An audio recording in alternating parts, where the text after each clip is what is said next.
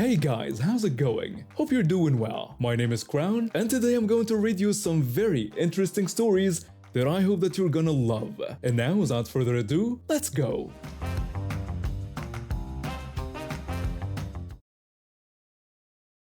This happened back in the early 90s when I was between jobs. I had just finished college and was trying to find something in my field, but bills don't wait for dream jobs. I ended up at this major department store that doesn't exist anymore. There were quite a few of those back then that just couldn't keep up with the changing times. I'd been working there for about 3 months, mostly doing floor work and helping customers navigate what had become an absolute maze. The pay was terrible, but it was something, and I figured it would just be temporary until I could land something better. The problem started in December when corporate decided they needed to maximize every square inch of floor space for the Christmas shopping season. They kept sending more and more merchandise displays, fixtures, and promotional setups. The store manager just kept cramming everything in wherever it would fit. By mid-December, you literally couldn't walk straight down any aisle. Customers had to turn sideways and squeeze past displays. Shopping carts kept getting stuck. People were constantly knocking things over, trying to navigate through the mess. It was like someone had taken a normal store and stuffed twice as much stuff into the same space. One busy Tuesday, I was trying to help this elderly customer get to the jewelry counter, and we had to take this ridiculous zigzag route around promotional displays and temporary fixtures. She was using a walker, and at one point we got completely stuck because two clothing racks were positioned so close together that her walker wouldn't fit through. That's when I really started thinking about how dangerous this whole situation was. What if there was a fire? What if someone had a medical emergency and paramedics needed to get through? What if people needed to evacuate quickly? Later that day, I was restocking some shelves when my supervisor came by. She was this middle-aged woman who'd been with the company for years and was always stressed about meeting corporate expectations. You could tell the pressure was really getting to her during the holiday season. I asked her about all the displays and mentioned that I was concerned about fire department regulations. I explained that if fire inspectors ever came in and saw how blocked all the walkways were, they'd probably shut us down for safety violations. She stopped what she was doing and turned to look at me. Her jaw clenched. She snapped back that if I was so worried about it, then I should just call the fire department myself. I tried to calm things down by putting my hands up and telling her I was just mentioning it and didn't mean to upset her. But she was already walking away about corporate demands and impossible expectations. She told me to work the stockroom for the rest of my shift, which was fine by me. But here's the thing, she did tell me to call. And technically, I was just following a supervisor's direct instruction, right? On my way home, I stopped by this government building downtown that housed a bunch of different agencies. I walked up to the receptionist and explained that I worked at the department store on 5th Street and that my supervisor had told me to call the fire department about some safety concerns. I asked how I would go about doing that. The receptionist pointed to a phone on the wall and told me to pick it up and tell the operator I wanted the fire department.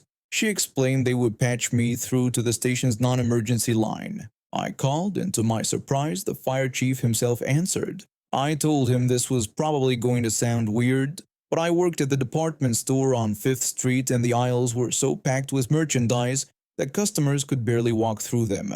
I explained that my supervisor had actually told me to call them about it. The chief started laughing and said it was a first for him to have someone's supervisor tell him to call the fire department. He told me they would check it out. I thanked him and went home. I had the next day off, so I didn't see whatever happened. When I came back to work on Thursday, the whole place was buzzing with stories about what had gone down on Wednesday. The fire chief showed up with what sounded like half the fire station. They did a full inspection of the store, all 3 floors. The chief found the store manager and told him that the egress routes were blocked and a bunch of the fixtures in the aisles had to be removed immediately. The store manager tried to explain that he had orders from corporate and the fixtures had to stay put. The fire chief told him that fire safety trumps corporate policy every time. But the store manager stood his ground. He kept insisting that corporate would fire him if he moved anything. That's when the fire chief smiled and told his crew to close the store down.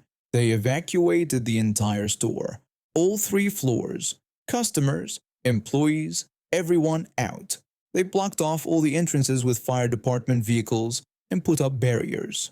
This was in December, right in the middle of prime Christmas shopping season. The store manager tried to protest, but then sheriff's deputies started showing up to help with crowd control. Quite a scene developed outside with confused customers and employees standing around in the cold. According to the other employees, the store was closed for 5.5 hours while the fire chief, store manager, and a bunch of employees rearranged the entire floor plan to meet safety standards.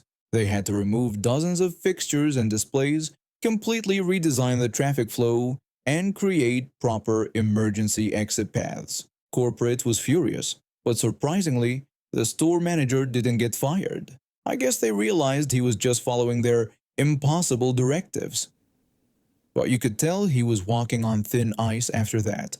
About a week later, I was working with both the store manager and my supervisor when she started complaining about some new corporate directive. She asked why they couldn't set up the seasonal display in the main aisle like they used to. The store manager didn't even hesitate and told her that the fire department wouldn't allow that. And that was it. No argument, no pushback. The fire department had become the ultimate authority that even corporate couldn't override. My supervisor never treated me any differently afterward, so I'm pretty sure she never connected my concern with the fire department visit. She probably forgot she'd ever told me to call them. I worked there for a few more weeks before landing a job in my field. Ironically, that next job almost got me killed in a workplace shooting, but that's a completely different story. The store actually ran better after the fire department visit. My best friend and I have been inseparable since college. We've always had this understanding that we'd tell each other the truth, even when it's uncomfortable. Like when she had spinach in her teeth before a job interview, or when I had lipstick on my teeth before a first date. We called it our brutal honesty pact. Better to hear it from your best friend than be embarrassed in public. This arrangement had actually saved her before. About a year ago, her then boyfriend took her to this really fancy restaurant for their anniversary. She came home furious at him because apparently she had terrible body odor the entire night and he never said anything. She felt humiliated when she realized it later at home. She told me she couldn't believe he let her sit through that entire dinner smelling like that. She said it was embarrassing and that if he really cared about her, he would have told her. I agreed with her then. I mean, that's what partners and close friends are supposed to do, right? Look out for each other. Fast forward to her wedding day. It was this beautiful outdoor ceremony on the West Coast, but it was right in the middle of the day and pretty hot. The reception was held in the same outdoor venue with no air conditioning, just some fans scattered around. Everyone was sweating by the time we got to the reception part.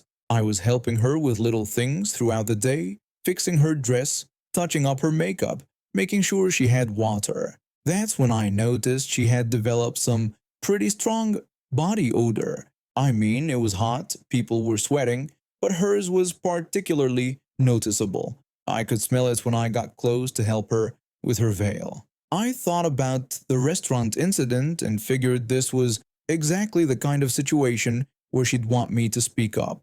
I pulled her aside discreetly away from the other guests. I told her gently that she might want to freshen up a bit because it was so hot and we were all getting pretty sweaty.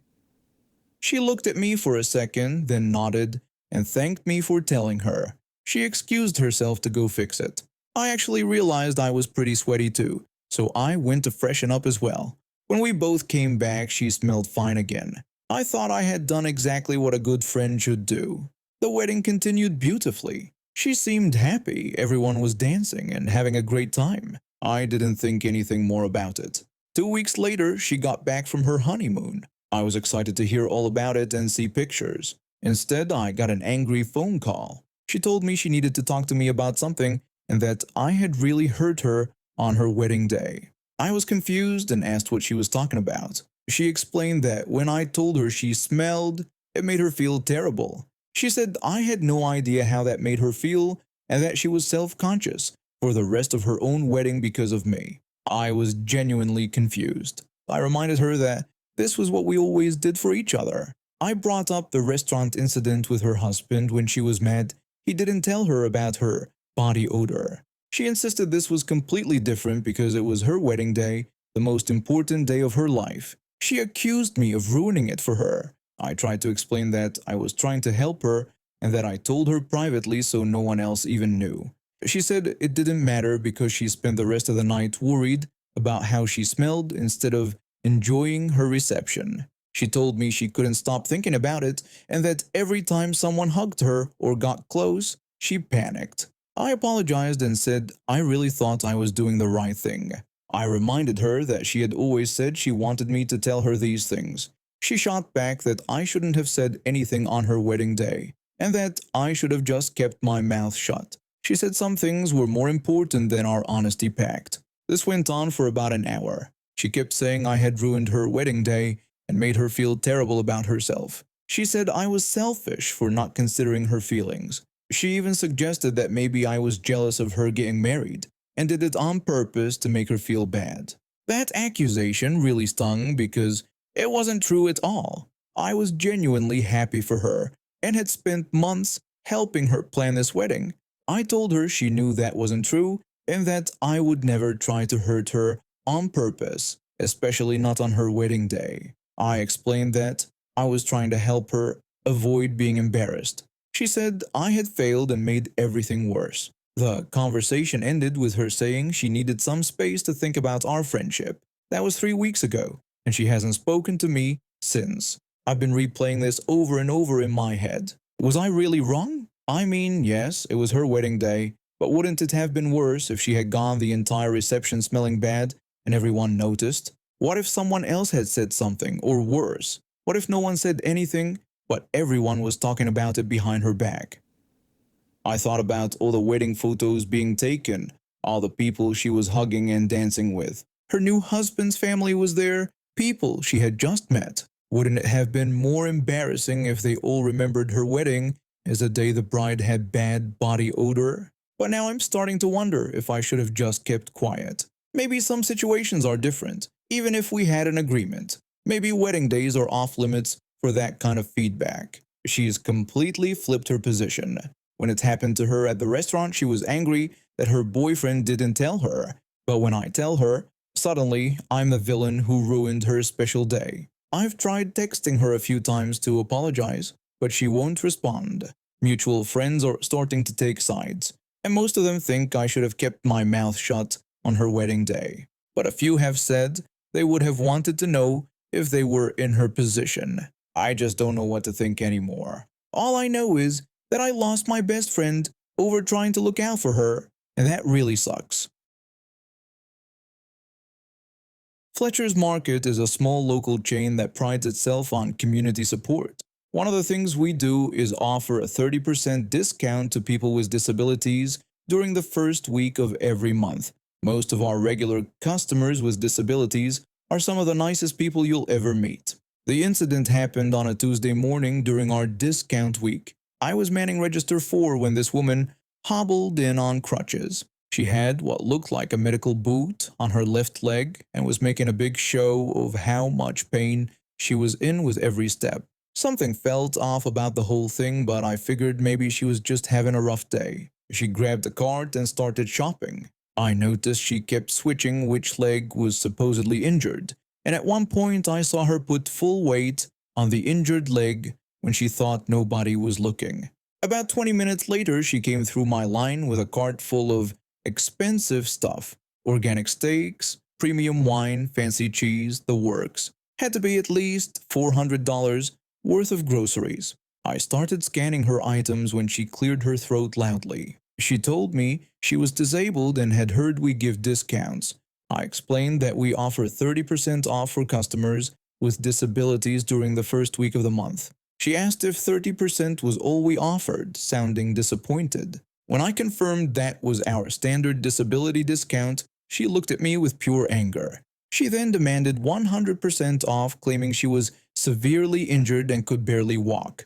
I blinked a few times, thinking maybe I misheard her. When I asked if she really meant everything for free, she confirmed it and said disabled people deserved help from us.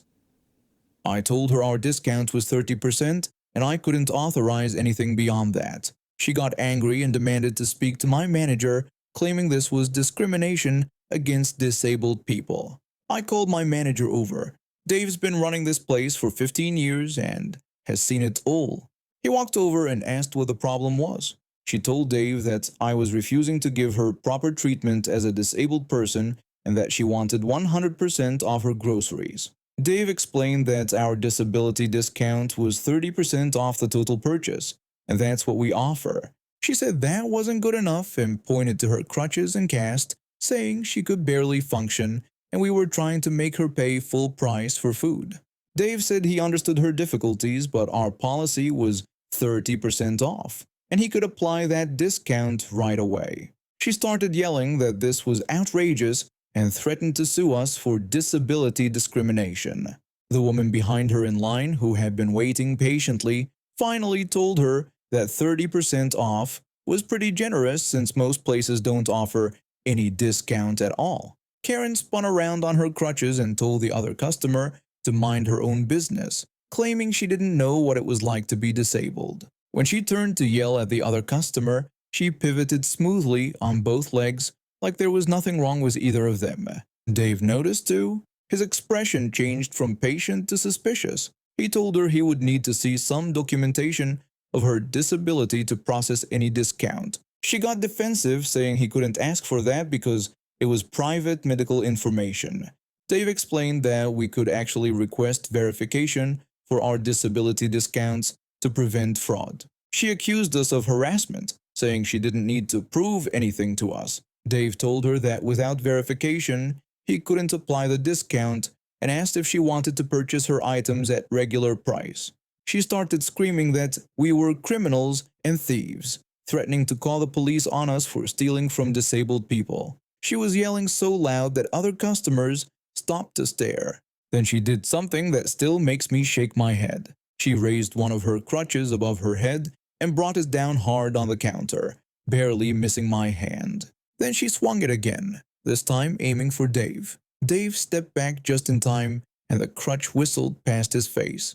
He announced he was calling the police while she shouted that he should call them because they would arrest him for disability fraud.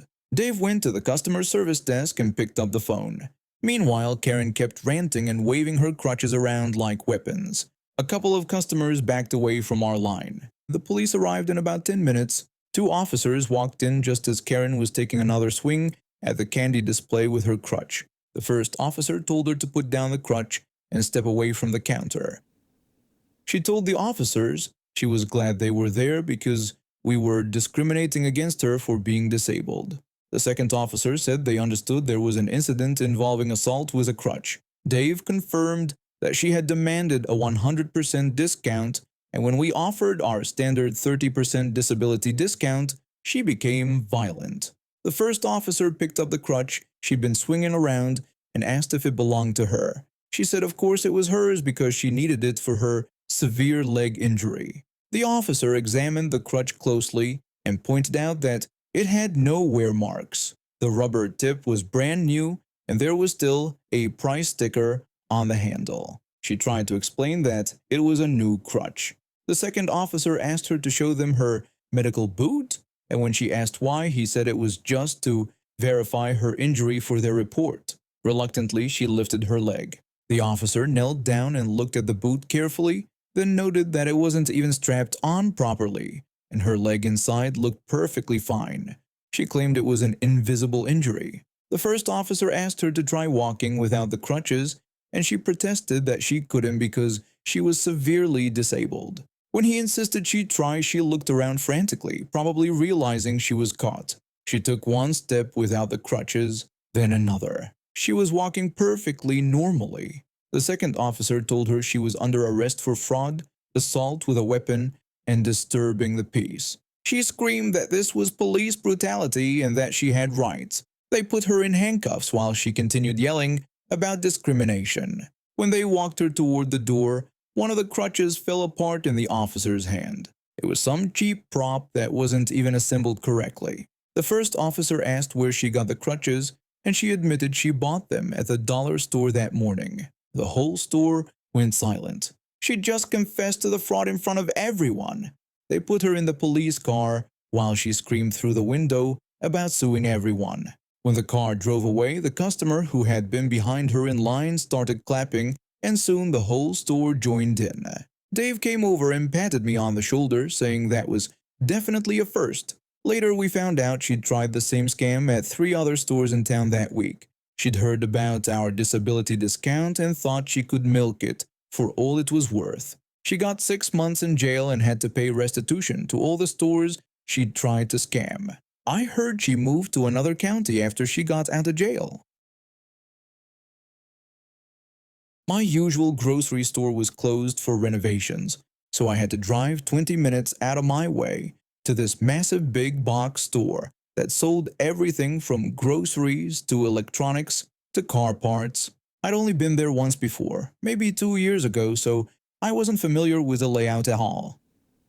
I grabbed a cart and wandered around for about an hour, picking up basics like bread, milk, eggs, and some frozen dinners for the nights when I'd inevitably be working late again. The place was packed, which I should have expected for a Tuesday evening, but I was already tired and just wanted to get home.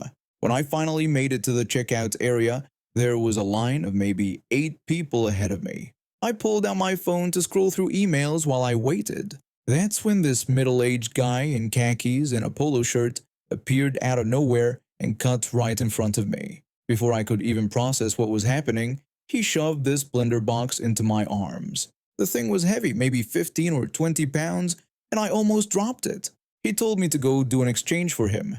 I just stood there holding this blender completely confused. I looked around to see if maybe there was some kind of store promotion going on that I'd missed, or if this was some weird social experiment. I told him I didn't work there. He rolled his eyes like I was being difficult on purpose.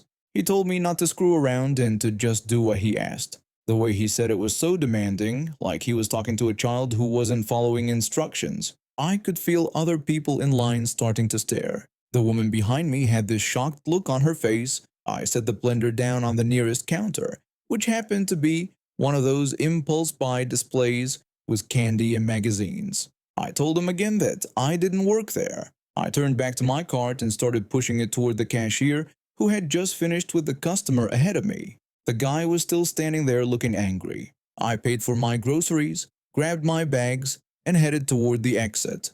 The parking lot was huge, and I'd parked pretty far from the entrance because the closer spots were all taken. I was about halfway to my car when I heard someone shouting behind me, telling me to come back. I turned around and saw the same guy from the checkout line jogging toward me across the parking lot. He was still carrying that blender box under one arm and pointing at me with his free hand. He demanded to know where I was going and reminded me that he'd told me to do an exchange. I told him again that I didn't work there and asked if I looked like I worked there. I was wearing jeans, sneakers, and a hoodie from my college. No uniform, no name tag, no vest or apron, or anything that would suggest I was an employee. He told me not to give him that garbage and said I was standing right there in the store, so I had to know where customer service was. I told him that he knew where it was too and could go do his own exchange. He complained that he didn't have time for this because his wife was waiting in the car and she was already mad that the blender didn't work. At this point, I was getting genuinely worried. This guy had followed me out to the parking lot and seemed to think he could just force me to help him. I started looking around for security cameras or other people, but this section of the parking lot was pretty empty. I told him that wasn't my problem and to leave me alone. He said that I was being paid to help customers and should do my job. He actually stepped closer to me when he said this, like he was trying to intimidate me into helping him. I took a step back toward my car and pulled out my keys. That's when the store employee who'd been collecting shopping carts from the nearby rows noticed what was happening. He was probably in his early 20s wearing the store's red vest. The employee asked if there was a problem. The guy told him that I was an employee who was refusing to help him with a return. The employee looked at me in my street clothes, then back at the guy. He explained that I didn't work there, and that if the guy needed help with a return, he needed to go to customer service inside the store. The guy said that was ridiculous because I was just standing in there and had to help him.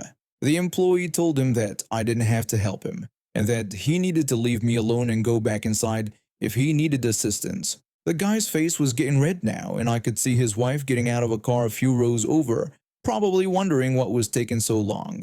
He complained about terrible customer service and threatened to report all of us to corporate.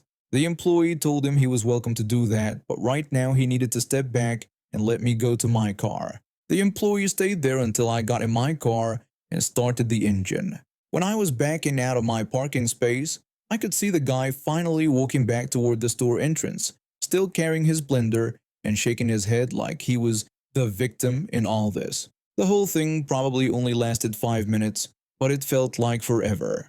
I kept thinking about how confident he was that I worked there, even when I told him multiple times that I didn't. It was like he'd decided I was an employee and nothing I said could change his mind. When I got home and told my roommate about it, he just laughed and said I should have offered to help him for $50 an hour. But honestly, I'm just glad that store employee stepped in when he did. Who knows how long that guy would have kept following me around the parking lot, convinced that I was just a lazy employee trying to avoid work. I'm 7 months pregnant with my first baby, and pregnancy has been tough. Between the constant back pain, swollen feet, and this massive belly that makes everything 10 times harder, I'm just trying to get through each day. My husband works long hours at his construction job, leaving the house at 6 a.m. and not getting back until 7 p.m. most days. That means I handle the grocery shopping and errands. That Tuesday afternoon around 2 p.m. I made a list of things we needed. My prenatal vitamins were running low, and my doctor had just told me to increase my iron intake. I also needed some maternity clothes since nothing fits anymore. My belly had grown so much in the past month that even my biggest shirts were getting tight. I needed baby wipes for the nursery we're slowly putting together, some household items, and a few groceries for dinner that night. I was already exhausted just thinking about walking around the store, but we needed these things. The doctor had warned me about overdoing it, but my husband was working overtime to save up for the baby, so I tried to handle what I could. I grabbed one of those bigger shopping carts because I knew I'd need the space and support. My belly was leading the way, and I was wearing one of those obvious maternity shirts that hugs your bump. It was bright pink with "baby loading" written across the front in white letters. I had gotten it as a joke gift from my sister, but it had become one of my favorites. There was no mistaking that I was very pregnant. I had my handwritten list in one hand and was slowly making my way through the store, trying not to bump into displays with my belly. I had already picked up some crackers and ginger ale that helped with my morning sickness. Even at 7 months, I still had waves of nausea that hit me at random times. I was in the pharmacy section, looking for my prenatal vitamins on the shelf, when I heard the heavy footsteps behind me. This older guy, probably in his 60s with gray hair and glasses, came walking up to me fast. He was wearing khakis and a polo shirt, and his face was red like he'd been searching the store for a while. He looked furious about something. I thought maybe I was blocking his way or something, so I started to move my cart to the side. My movements were slow and awkward because of my belly, but instead of walking past me, he stopped right in front of me. He opened his mouth and demanded to know where the wireless speakers were. He yelled it at me like I had personally hidden them from him. His voice was loud enough that a few other customers in the pharmacy section turned to look. I just blinked at him, confused. I looked around to see if maybe he was talking to someone else, but nope. He was staring right at me with this angry expression. I told him I had no idea where they were. I even looked down at my cart full of personal items and my obvious pregnancy belly, thinking he'd realize his mistake. But he didn't. He got even angrier and told me not to play dumb with him. He said that you people keep moving everything around in the store and that he'd been looking for 20 minutes. His face was getting redder, and he was speaking loudly enough that more people were starting to stare. That's when it hit me. This guy thought I worked there. I almost couldn't believe it. I was wearing jeans, comfortable sneakers, and a bright pink maternity top that said "baby loading" across the front. I had a personal shopping cart that was already half full of my own stuff, crackers, ginger ale, and some baby items I picked up. And most importantly, I was obviously very pregnant and moving at the speed of a tired turtle. There wasn't a single thing about me that suggested I worked at Target. I actually laughed. Not in a mean way, but because the whole situation was so ridiculous. Here I was, clearly a customer, being yelled at by someone who couldn't be bothered to actually look at me before making assumptions. I explained to him that I was 7 months pregnant and just trying to get my prenatal vitamins. I gestured to my belly and then to the bottle of vitamins I was holding.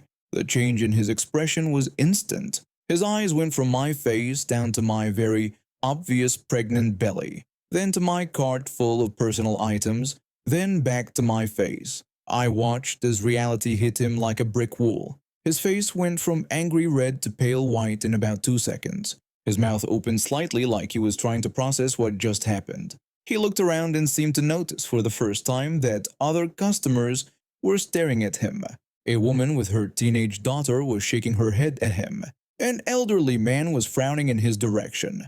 All he could manage to say was a quiet, "Oh." That was it. Just one word. No apology, no sorry for the confusion, no my mistake, no acknowledgement that he just yelled at a pregnant woman for no reason. Just a single word acknowledging that he had completely messed up. Then, like something out of a cartoon, he literally turned on his heel and walked off in the opposite direction without another word.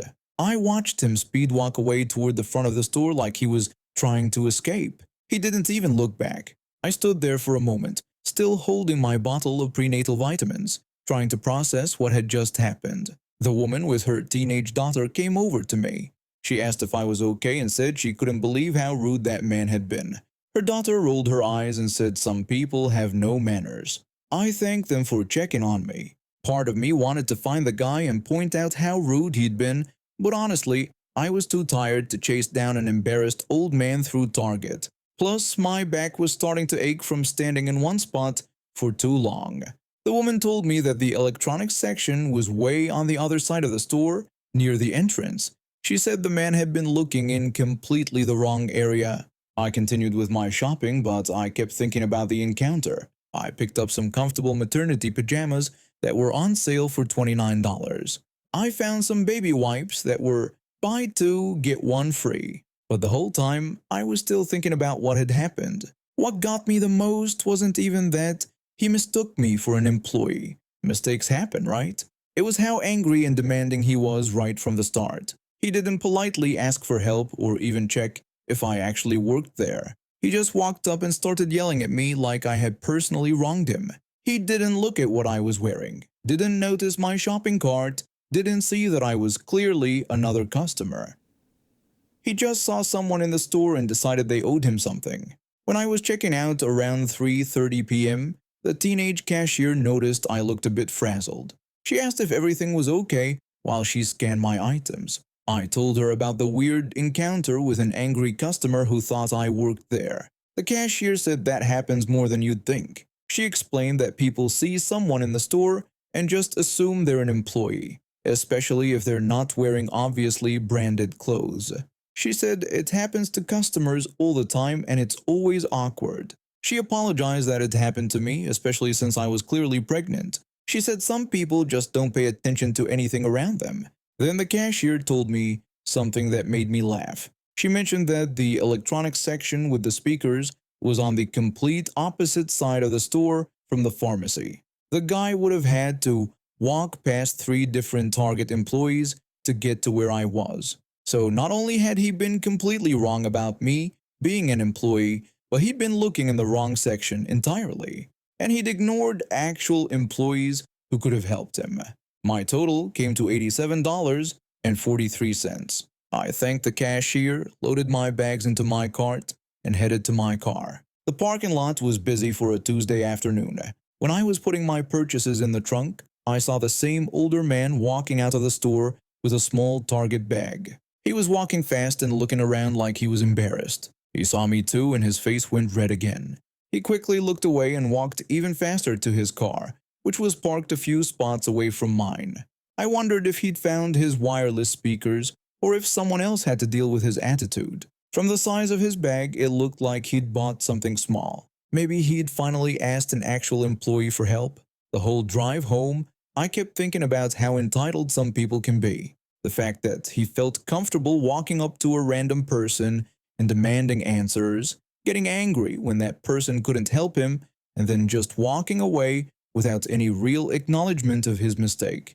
It made me realize that there are people out there who just assume the world revolves around them and their needs. They don't see other people as individuals with their own lives and problems.